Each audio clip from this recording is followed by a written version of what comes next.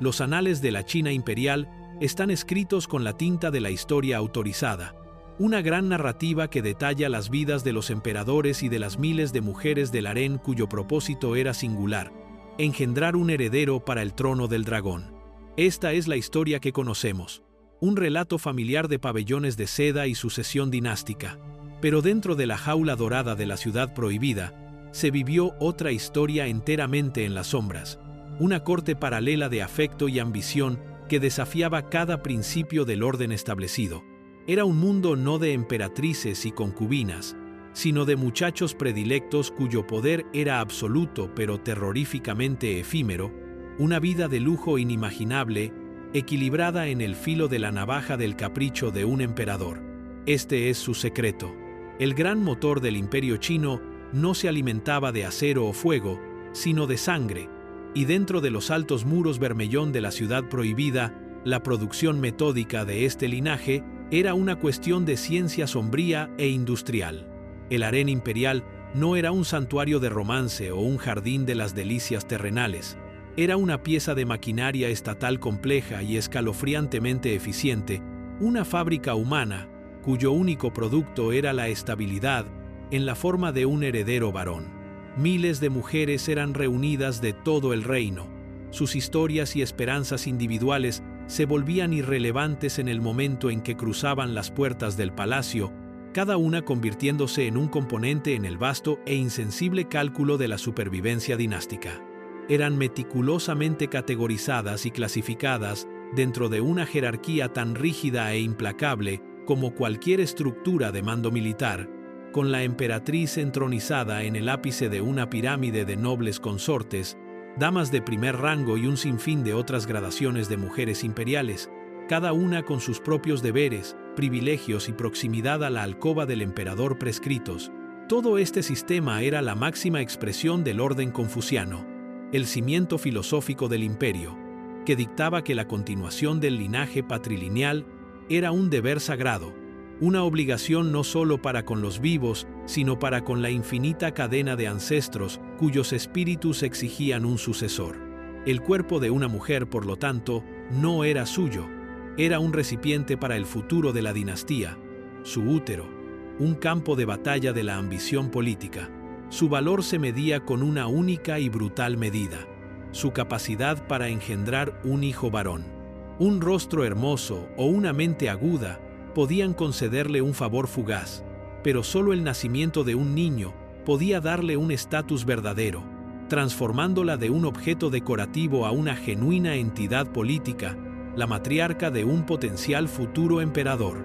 El aire dentro de estas prisiones perfumadas estaba cargado de una guerra silenciosa y desesperada, una lucha diaria por la atención del emperador, no por amor, sino por la oportunidad de concebir el único acto que podía elevar a una mujer de la oscuridad a la inmortalidad. Cada sonrisa era una estrategia, cada palabra susurrada una posible táctica en la incesante búsqueda de la viabilidad genética.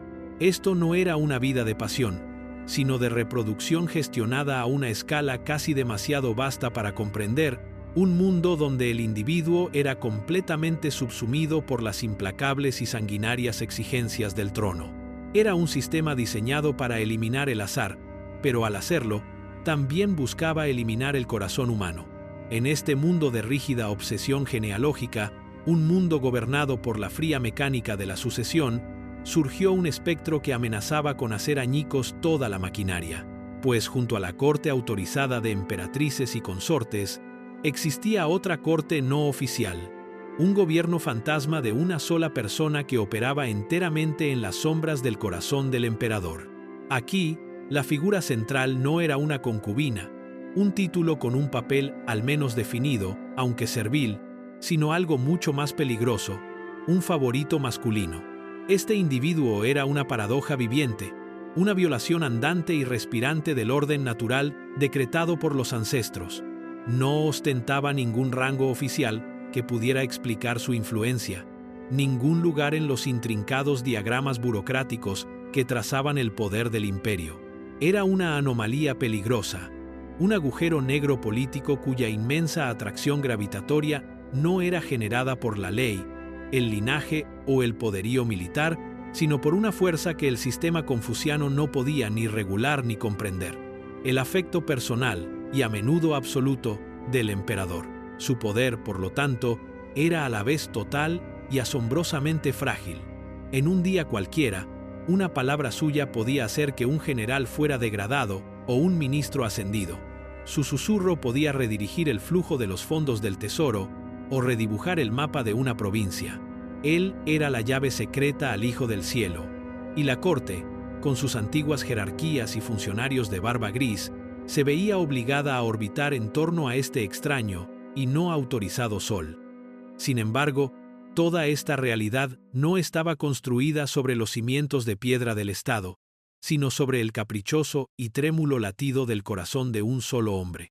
El favor de un emperador podía enfriarse como un ascua moribunda, y con él, el universo del favorito simplemente dejaría de existir.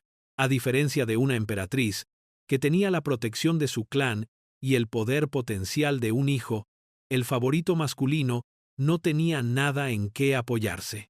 Su existencia era un acto de funambulismo realizado sin red sobre un foso de víboras.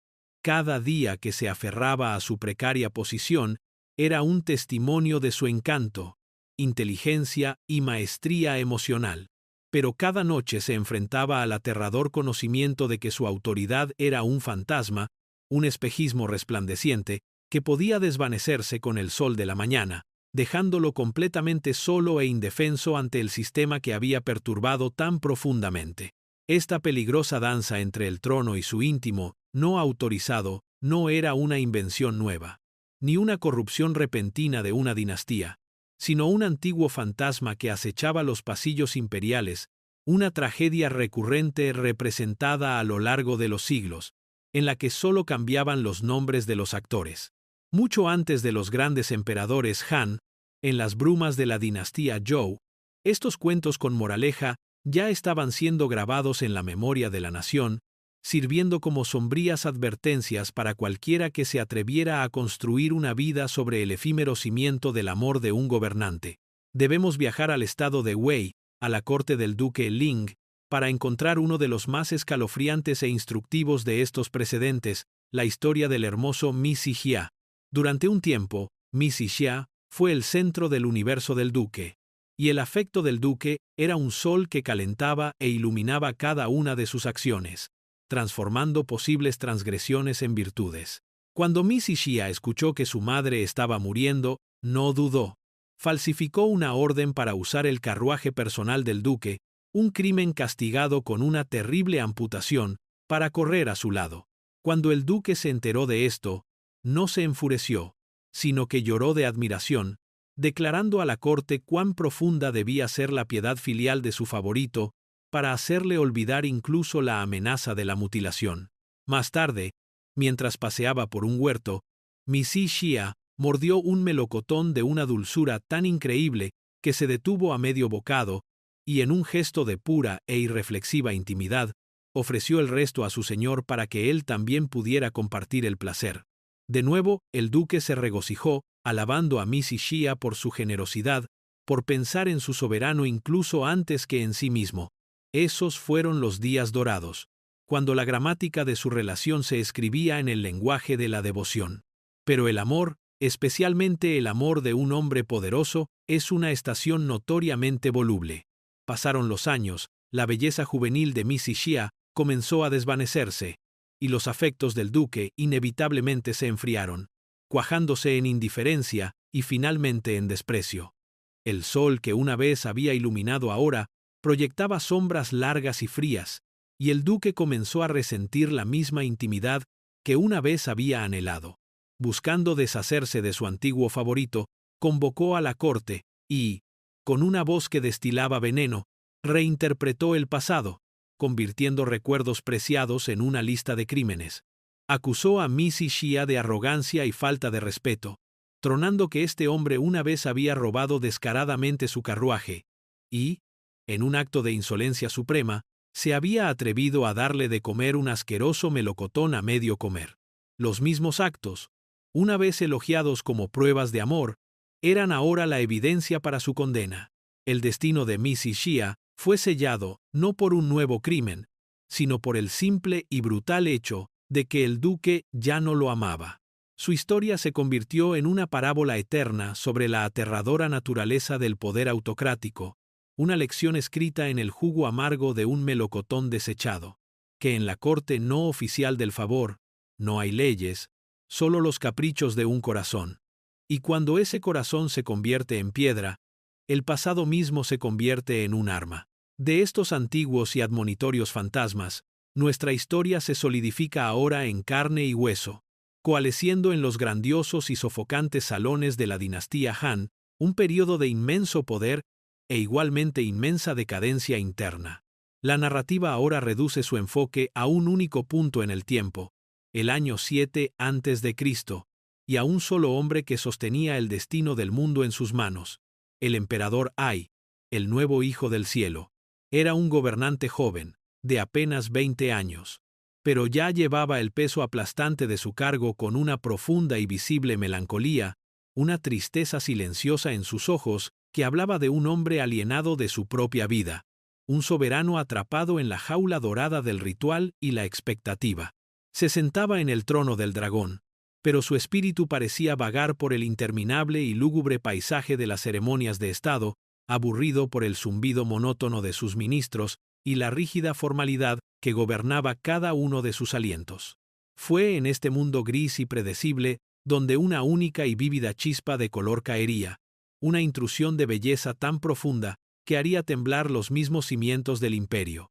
Era un funcionario menor llamado Dong Xian, un hombre de un rango tan insignificante que era poco más que parte del decorado del palacio, quizás un heraldo que anunciaba las horas, su voz una de las muchas que marcaban el tedioso paso del tiempo imperial.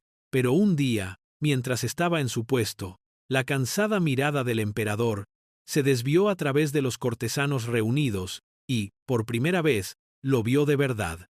Lo que vio no fue el porte de un soldado ni la astucia de un político, sino una visión de gracia lánguida, casi líquida, una delicada feminidad en sus rasgos y una serena calma en su postura, que contrastaba de forma chocante con la rígida ambición masculina que lo rodeaba.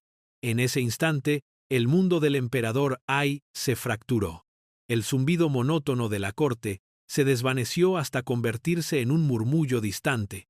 Los rostros de sus ministros más poderosos se difuminaron en un tapiz indistinguible de edad y desaprobación, y su universo entero se contrajo para abarcar la forma serena e insospechada de Dong Xian.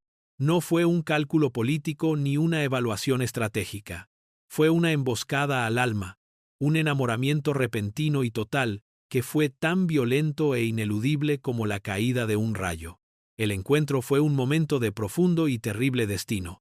Una sola mirada que sirvió como catalizador de una obsesión que pronto consumiría a un emperador, desafiaría 1000 años de tradición y marcaría el rumbo hacia una colisión entre el deseo personal y el deber imperial de la que nadie saldría ileso. La maquinaria del Estado acababa de encontrarse con su fantasma. Aquella única y fatídica mirada fue la chispa que encendió una tormenta política, un incendio de favor imperial que consumiría el orden establecido de la corte Han con una velocidad asombrosa. La transformación de la vida de Dong Xian no fue un ascenso gradual, sino un lanzamiento violento y vertical a la mismísima estratosfera del poder. De ser un hombre cuya existencia apenas se notaba, se convirtió en la sombra del emperador, su compañero constante en la sala del trono, en los jardines privados y, lo más escandaloso, en la alcoba imperial.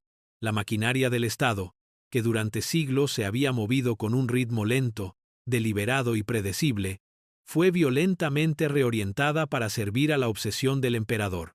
Una avalancha de honores, títulos y tierras se desató sobre Dong Xian, un diluvio de riqueza tan vasto que eclipsaba las posesiones de familias que habían servido a la dinastía durante generaciones. Los decretos se emitían en una ráfaga, cada uno elevándolo más alto, cimentando un poder que no tenía precedentes ni justificación más allá del deseo del emperador.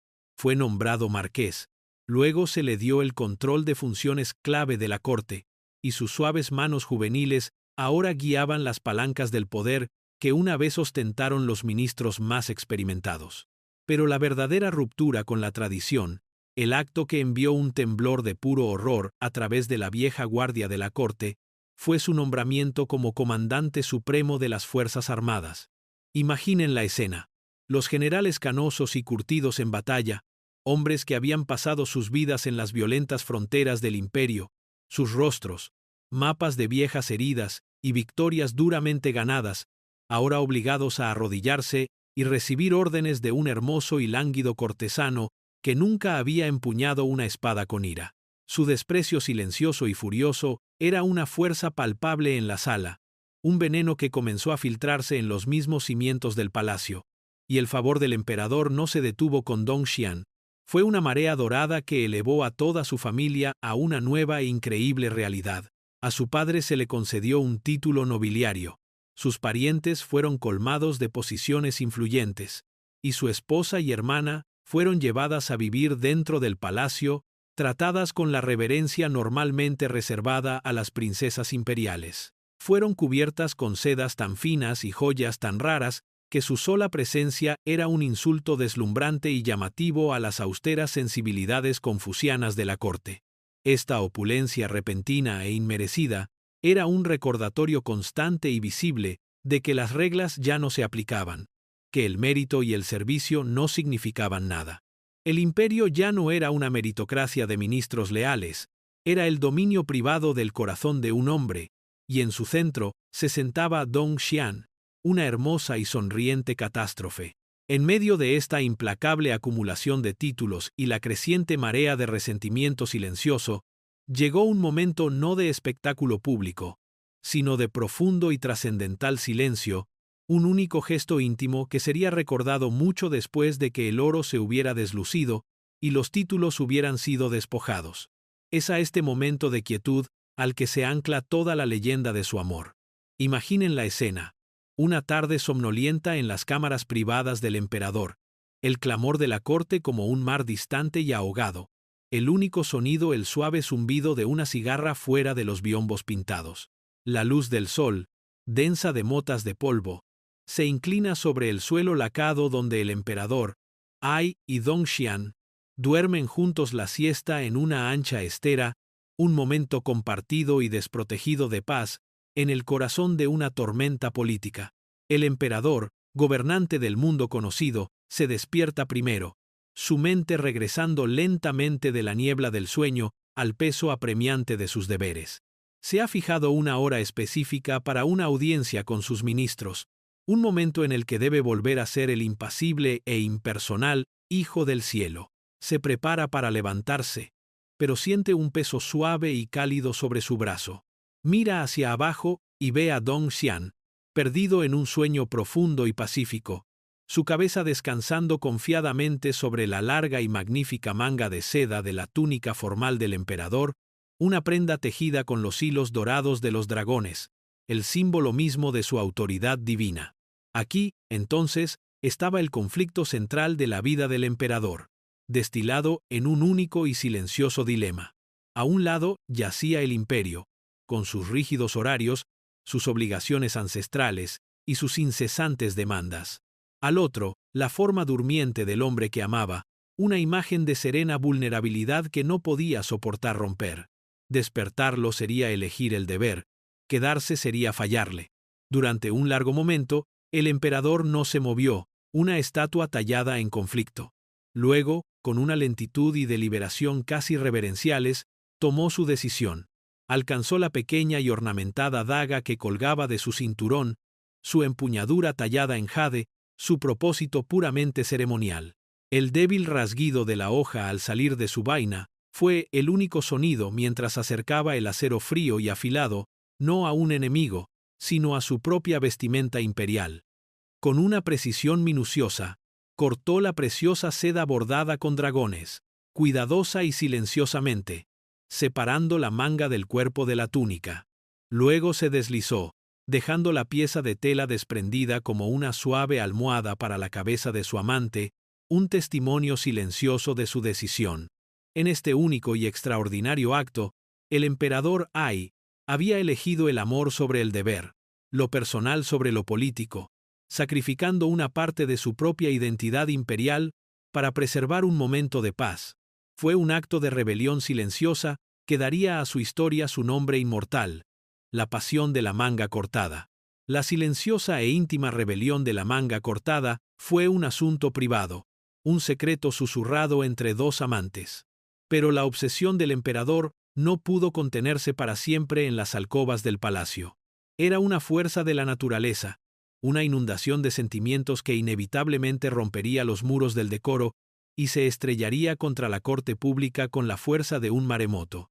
El momento del impacto, el verdadero cénit político de este peligroso romance, llegó durante un gran banquete imperial. Imaginen la escena. El gran salón está iluminado por 1000 faroles, el aire espeso con el aroma del vino y las carnes asadas, y la nobleza y los ministros del imperio Han están dispuestos en su estricto e inflexible orden de precedencia. Dong Xian, radiante en sus finas sedas, se sienta en una posición de honor tan cerca del emperador que constituye una afrenta física a cada funcionario en la sala. Durante toda la velada, el emperador Ai apenas toca su comida, su mirada fija en su favorito, sus ojos llenos de una adoración tan total que parece haberlo cegado al mundo de la política y las consecuencias. Entonces, en una pausa entre las actuaciones musicales, el emperador se levanta, con su copa de vino en alto. Un silencio cae sobre el salón. Lo que sigue no es un brindis o un pronunciamiento de rutina, sino una declaración tan impactante, tan fundamentalmente herética, que detiene el corazón del imperio. Mirando directamente a Dong Xian, el emperador declara que desea emular al antiguo rey sabio Yao, el mítico parangón de la virtud que, viendo a un sucesor digno, le entregó el mundo entero, pasando por alto a su propio hijo indigno. La implicación es inmediata, aterradora e inequívoca. Quiere abdicar y entregar el trono del dragón a Dong Xian. Por un único y eterno momento, el salón se sume en un silencio tan profundo que es como el fondo del océano. La música se apaga, las conversaciones se ahogan en la garganta, y el único sonido es el crepitar de un centenar de velas. Los rostros de los ministros, momentos antes enfrascados en fingidas cortesías, son ahora máscaras congeladas de horror ceniciento. Esto no era simplemente un insulto a su dignidad, era una blasfemia, una propuesta para cortar el sagrado linaje del clan Liu, para rasgar el propio mandato del cielo y desecharlo como un pergamino barato. El imperio, creían, no era propiedad personal del emperador para ser regalado como un presente de amante. Finalmente, un ministro de alto rango, con el rostro pálido pero la voz temblorosa de furia justa, rompió el hechizo. Cayó de rodillas, no en súplica, sino en protesta, recordando al emperador que el trono era un fideicomiso de los ancestros, una herencia que debía pasar a su propia sangre, no una baratija para un favorito. Aunque el emperador, enojado por el reproche, despidió al ministro, el daño estaba irrevocablemente hecho. En ese momento, el destino de Dong Xian fue sellado. Ya no era una indulgencia escandalosa o un rival político. Ahora era una amenaza directa y existencial para la propia dinastía, un usurpador potencial. La desaprobación latente de la corte se había cristalizado instantáneamente en una oposición fría, dura y asesina. Ya no solo lo observaban con desprecio, ahora esperaban a que el emperador muriera. La intrincada red de poder, pasión y herejía política que el emperador Ai había tejido se basaba en una única y frágil suposición, que viviría para protegerla. Pero el mandato del cielo no es un contrato permanente, y el cuerpo de un emperador sigue siendo solo un cuerpo de carne y hueso, susceptible a las mismas fragilidades mundanas que el más humilde de los campesinos. El final no llegó con el drama de la hoja de un asesino o una batalla culminante, sino con la patética indignidad de una enfermedad súbita y debilitante, una fiebre que ardió en el palacio durante unos días agónicos, desafiando los remedios desesperados de los médicos imperiales. En una mañana sofocante del primer año antes de Cristo, el gran dragón de la dinastía Han simplemente dejó de respirar. El momento de la muerte fue un evento silencioso, casi imperceptible. una exhalación final y superficial de aire en la atmósfera pesada y cargada de incienso de la alcoba imperial. Por un instante, nada cambió. Dong Xian, que no se había apartado del lado del emperador, todavía sostenía la mano del monarca, quizás sin siquiera registrar el segundo preciso en que la vida se había escapado de ella. Pero luego llegaron los signos escalofriantes e innegables de la finalidad física. El leve calor que había permanecido en la piel del emperador comenzó su inexorable retirada, reemplazado por una palidez fría y cerosa. La flacidez de la mandíbula, la mirada vacía de los ojos entreabiertos. Estas eran las verdades grotescas y biológicas que ninguna cantidad de poder imperial podía negar. La fuente del mundo entero de Dong Xian, el sol alrededor del cual se había configurado su universo, era ahora solo un trozo de carne enfriándose sobre una sábana de seda. Y a medida que esta comprensión amanecía en su mente, comenzó un nuevo fenómeno, un silencio aterrador. La noticia no necesitó ser gritada desde los tejados. Se extendió como una escarcha, deslizándose desde la cámara mortuoria, por los largos pasillos y a través de los vastos patios. El zumbido siempre presente del palacio, la música, la charla, el paso rítmico de los guardias, todo simplemente se detuvo. Era un silencio que no estaba vacío, sino lleno de una anticipación espantosa y depredadora. En ese silencio, el poder de Dong Xian, sus títulos, su riqueza y su futuro fueron completamente aniquilados. No fue un declive gradual, fue una extinción instantánea, como la llama de una linterna apagada por un vendaval. Un momento era el hombre más poderoso del imperio. Al siguiente, no era más que un joven aterrorizado, atrapado en una habitación con un cadáver, con el aire mismo crepitando con el odio triunfante de los enemigos que ahora lo rodeaban. Su aislamiento era absoluto. El hombre que amaba se había ido, y con él, el mundo entero que le había sido dado. El silencio aterrorizado que había descendido sobre el palacio no era un vacío, sino un vacío de poder, y como dictan las leyes de la naturaleza y de la política, tenía que ser llenado.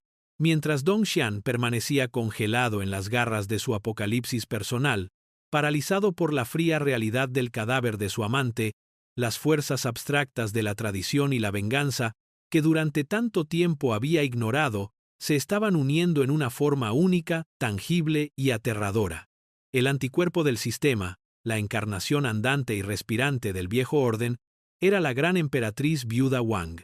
Era una mujer forjada en el crisol de la intriga cortesana, una matriarca paciente y de voluntad de hierro que había observado la escandalosa obsesión de su nieto con una furia fría y calculadora, viéndola no como un asunto del corazón, sino como un crecimiento canceroso en el cuerpo de la dinastía que representaba. Para ella, el último aliento del emperador no fue motivo de duelo, sino una señal, el pistoletazo de salida para una contrarrevolución que había estado planeando en las sombras de sus propias y silenciosas cámaras. Cuando la vida abandonó al emperador Ai, ella no lloró, actuó. Su primer y único objetivo era un objeto pequeño y engañosamente simple, de importancia casi mística. El sello imperial. Era una pieza de jade blanco puro, el legendario Heshibi, tallado para el primer emperador de China, y era el símbolo último del mandato del cielo. Poseer el sello era poseer la legitimidad. Sostenerlo era hablar con la voz de la propia dinastía. Dong Xian, en su calidad de asistente más íntimo del emperador, era el guardián de facto de este objeto sagrado, pero en su estado destrozado por el dolor, probablemente había olvidado incluso que existía. La viuda no lo olvidó. Con una velocidad que desmentía su edad, barrió el palacio, su séquito de eunucos y guardias, una fuerza silenciosa y disciplinada. No corrió al lado de su nieto muerto para realizar los ritos de duelo. Fue directamente a la fuente de todo poder. La confrontación fue tan rápida como brutal. Entró en la cámara mortuoria, un viento frío de propósito en el aire estancado de la pena, sus ojos ignorando el cuerpo en la cama y fijándose en la pequeña caja envuelta en seda que contenía el sello. Dong Xian, levantando la vista con los ojos aturdidos e incomprensivos de un hombre que lo ha perdido todo, no fue rival para la fuerza pura e inalterada de su voluntad. No se intercambiaron palabras, no se presentaron argumentos. Ella simplemente lo tomó. Sus guardias aseguraron la cámara, y con ese único y decisivo acto de apropiación, la guerra por el imperio había terminado antes incluso de haber comenzado. Con el sello de jade en sus frías manos, ella era ahora la regente, el Estado, la autoridad legítima. Los ministros y generales que habían quedado paralizados por la muerte del emperador, ahora tenían un nuevo sol alrededor del cual orbitar. Antes de que Dongxian hubiera siquiera comenzado a navegar por las profundidades de su propia pena personal, el mundo político había sido rehecho, y su primera y central ley era su completa y absoluta destrucción. La toma del sello fue el disparo. Lo que siguió fue el lento y agónico desangramiento del mundo entero de Dongxian. Su caída no fue una ejecución rápida y limpia, sino un desmantelamiento psicológico meticulosamente orquestado, una muerte lenta y sofocante por 1000 cortes administrados por la fría y silenciosa venganza de la corte. Fue inmediatamente confinado en su propio palacio, un lugar que de la noche a la mañana se había transformado de un símbolo de su poder sin precedentes en una tumba dorada. Las mismas sedas que una vez había ostentado ahora parecían burlarse de él desde sus arcones, y los artefactos de valor incalculable regalados por su amante imperial se sentían como lápidas en el sofocante silencio.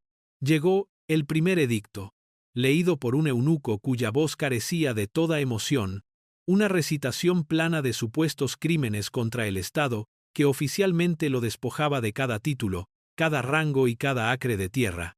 En el espacio de un solo pronunciamiento, el gran mariscal, el amado del Hijo del Cielo, fue reducido a un plebeyo, una no entidad esperando su eliminación.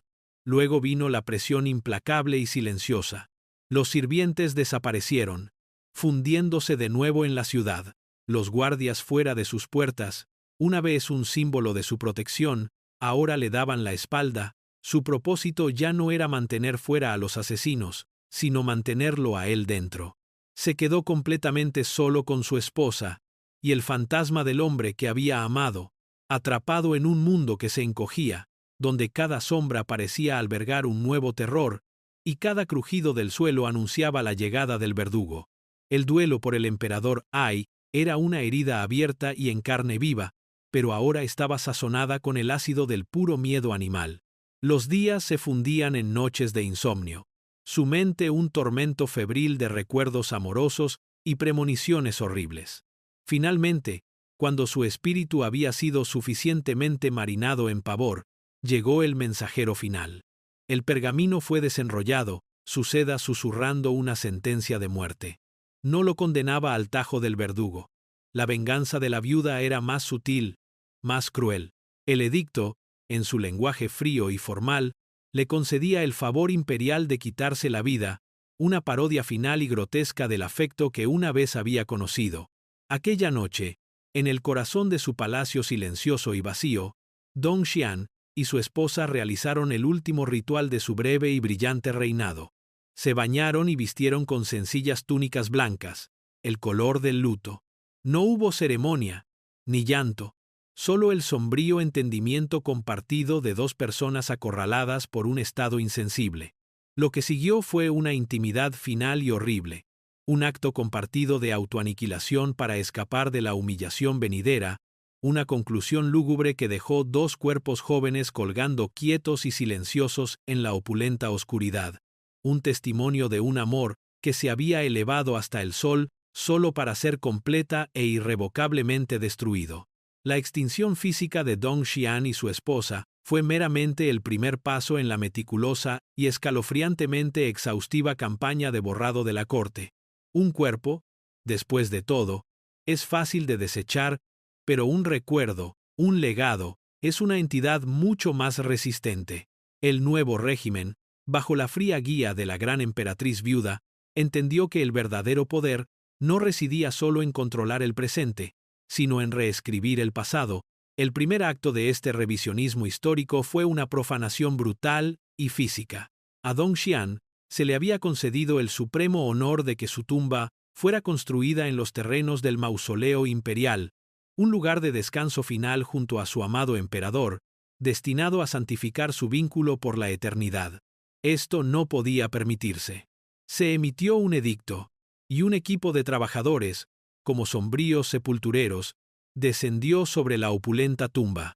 Destrozaron las ornamentadas puertas, cincelaron las amorosas inscripciones, y despojaron la cámara funeraria de los tesoros de valor incalculable que habían sido enterrados con los cuerpos.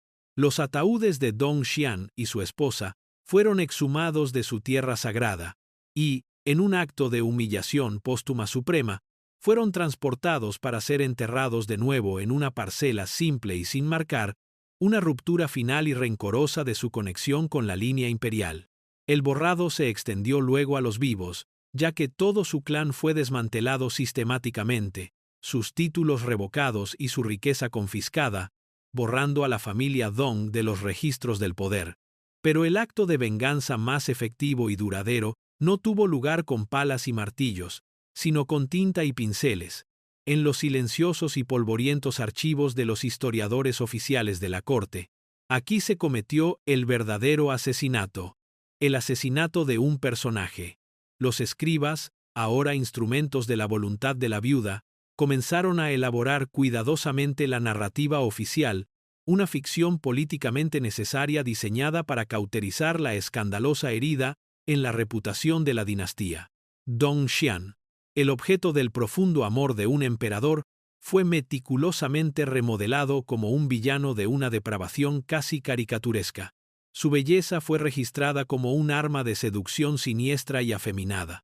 Su naturaleza gentil fue reinterpretada como una astuta manipulación. Se convirtió en un parásito codicioso y hambriento de poder que había hundido sus garras en un gobernante débil e impresionable. En correspondencia, el emperador Ai fue absuelto póstumamente de su responsabilidad. Ya no era un hombre que había tomado una decisión desafiante, sino un soberano trágico y defectuoso que había sido hechizado, su juicio nublado por una pasión antinatural. Esta narrativa era perfecta.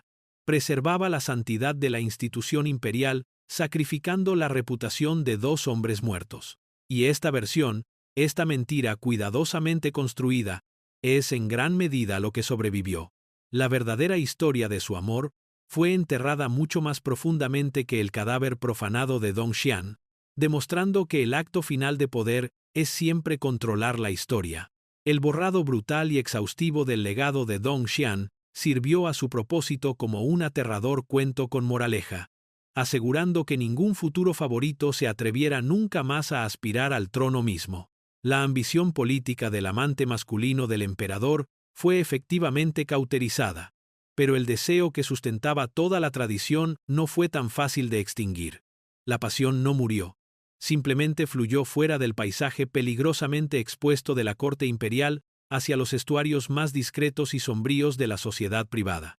El fenómeno se descentralizó, pasando del emperador singular y todopoderoso a la clase más amplia e influyente de eruditos funcionarios, ricos mercaderes y célebres artistas que moldearon la cultura de las posteriores dinastías Ming y Qing. En este nuevo mundo, el objeto de afecto ya no era un cortesano o un general, sino una figura de belleza exquisita y manufacturada. El joven actor masculino de la ópera china. Este era un mundo donde el artificio y la realidad se difuminaban de manera hermosa y peligrosa. Estos actores, particularmente aquellos que se especializaban en los roles, los personajes femeninos, eran entrenados desde la niñez en un riguroso currículo de canto, danza, poesía y un movimiento increíblemente grácil. Eran obras de arte vivientes. Sus rostros pintados como máscaras de feminidad idealizada, sus cuerpos envueltos en sedas brillantes, sus voces entrenadas para producir melodías etéreas y cadenciosas. En el escenario, eran la encarnación misma de una belleza femenina romántica e inalcanzable, y fuera del escenario, este encanto atractivo y andrógino cautivaba a los mismos hombres que eran los guardianes de la alta cultura. Un funcionario poderoso o un rico mercader de sal se convertía en el mecenas de un joven actor particularmente talentoso, proveyendo a todas sus necesidades, fomentando su carrera, en la privacidad de su elegante mansión, haciendo del actor su compañero y amante. Eran relaciones complejas, una mezcla turbia de afecto genuino, apreciación estética, dependencia financiera y un innegable desequilibrio de poder. El amor de un mecenas podía elevar a un actor a una vida de lujo y realización artística inimaginables, pero a diferencia de Dong Xian, este favoritismo no confería ningún poder político oficial. Era una pasión confinada al ámbito de la cultura, un secreto celebrado en círculos privados de poesía y susurrado en lujosos banquetes. Esta degradación de una amenaza potencial para el Estado a una sofisticada actividad cultural fue la clave para la supervivencia de la tradición. El fantasma del emperador, Ai y Dong Xian, todavía acechaba a la élite, pero su aterrador poder había sido domesticado, su historia transformada de una tragedia política en un romance estético y mucho más seguro. Llegamos ahora al corazón de nuestra historia, la pregunta central que ha persistido como un fantasma detrás de cada relato de pasión y ruina política. ¿Cuál era la verdadera naturaleza de esta vida secreta? La palabra misma es un engaño, pues el secreto rara vez era una cuestión de ocultación. La relación entre el emperador Ai y Dong Xian no estaba oculta, era escandalosa y flagrantemente pública, un espectáculo de favor representado en el gran escenario de la corte imperial. El secreto, por lo tanto, no era que nadie lo supiera, era que la relación, a los ojos del Estado y su rígida ideología, no existía, ni podía existir, oficialmente. Era un miembro fantasma del cuerpo político, algo cuya presencia se sentía innegablemente, pero que no tenía lugar en ningún mapa anatómico. Todo el marco moral y legal de la sociedad china, dictado por una estricta visión del mundo confuciana, se construía sobre el cimiento de la unidad familiar, una institución con un propósito claro y singular, la continuación del linaje ancestral. Cada persona tenía un papel definido en esta gran empresa procreadora. Un favorito masculino, sin embargo, era una anomalía profunda y aterradora. No encajaba en ninguna parte. No producía herederos. No ostentaba ningún título autorizado por su intimidad, y no servía a ningún propósito en la gran cadena del ser. Era un valor social nulo, un error de categoría humana, y su mera existencia en una posición de influencia era un desafío silencioso y corrosivo a todo el sistema. Esta es la peligrosa zona gris en la que vivió y murió. Debido a que su posición no estaba autorizada, era inherentemente ilegítima, y esta ilegitimidad era su debilidad fatal. Su poder, aunque inmenso, estaba construido sobre la arena del afecto personal del emperador, no sobre la roca de la ley o la tradición. Era el flanco expuesto del emperador, una responsabilidad política andante y respirante. Para cualquier facción rival en la corte, el favorito era el objetivo perfecto, una forma de atacar el juicio y la autoridad del emperador sin cometer traición. Al envolver su ambición política en el justo manto de la moralidad confuciana, podían enmarcar su oposición no como una toma de poder, sino como una noble cruzada para salvar el trono de una influencia antinatural y corruptora. El favorito no era solo un hombre, era un síntoma de desorden, y los médicos de la corte estaban afilando sus cuchillos, listos para extirparlo. Su vida era un secreto. Entonces, porque se vivía en el filo de la navaja, a la vista de todos, pero sin una pizca de armadura legal o moral, una vida de inmenso poder que era, en su esencia, completa e indefendiblemente vulnerable. Y sin embargo, después de todas las maniobras políticas, las purgas brutales y la meticulosa reescritura del registro oficial, una extraña y hermosa ironía comenzó a florecer de la tierra empapada en sangre de la tumba de Dong Xian. Los vencedores, en su fría y calculadora eficiencia, habían tenido éxito en todo lo que se propusieron. Habían destruido al hombre, desmantelado a su familia y envenenado su nombre en los anales de la historia sancionados por el Estado. Según cualquier medida convencional de poder, su victoria fue total, pero cometieron un error de cálculo fatal, una incapacidad para entender que una narrativa política puede ser controlada, pero una historia humana verdaderamente poderosa tiene vida propia. No pudieron matar el gesto, Mientras que las historias oficiales registraban la larga lista de títulos y los crímenes fabricados, fue ese único, silencioso e íntimo momento en la cámara del emperador el que se negó a ser enterrado. La imagen de un gobernante sacrificando una parte de su propia identidad imperial, el símbolo mismo de su poder, con el simple y tierno propósito de no molestar a su amante durmiente, fue una anécdota de un poder romántico tan profundo que se liberó de su contenedor histórico.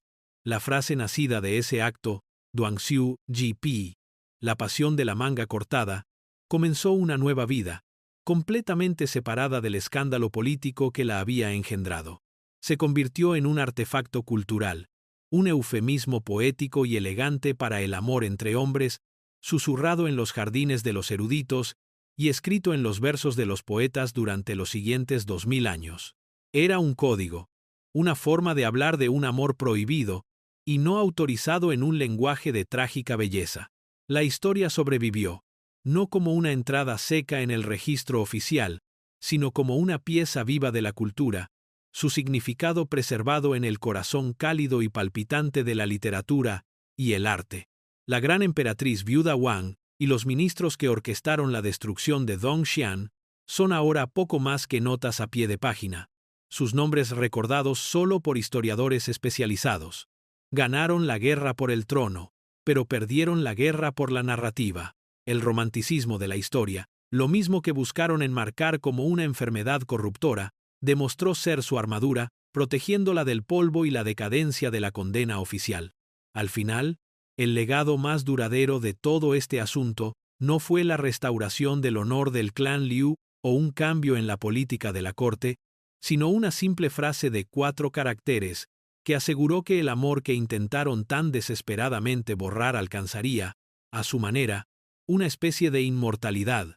Así que nos quedamos, al final de esta larga y sangrienta historia, no con un veredicto simple, sino con una pregunta profunda e inquietante sobre la naturaleza misma del poder. ¿Qué sucede cuando el asunto desordenado, impredecible y profundamente humano del corazón choca con la maquinaria fría, impersonal y rígida del Estado? ¿Fue Dongxian realmente un villano manipulador, una presencia cancerosa en el cuerpo político, o fue su único crimen real el simple y fatal acto de amar a un hombre que resultó ser un emperador?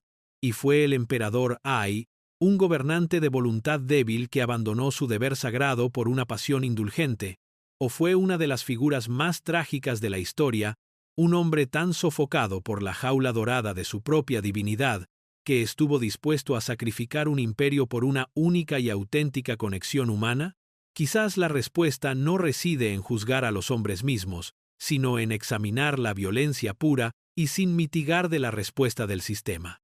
La condena visceral, la rapidez de la ejecución, la necesidad meticulosa, casi histérica, de no solo matar al favorito, sino de profanar su memoria y reescribir su pasado. ¿Habla esto más del fracaso moral del hombre o de la profunda e implacable fragilidad de la institución que amenazaba? El verdadero crimen del favorito masculino no fue la codicia o la ambición, sino el crimen de ser una anomalía. Fue una fuerza que el sistema no pudo categorizar, no pudo regular y no pudo controlar. Era el fantasma en la máquina, un testimonio andante de la aterradora idea de que el emperador no era solo un funcionario divino, sino un hombre, con el corazón impredecible de un hombre.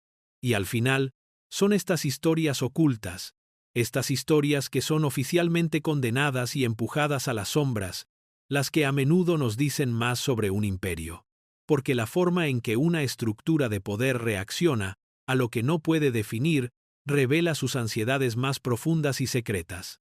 La historia de la manga cortada, por lo tanto, es más que un simple romance trágico.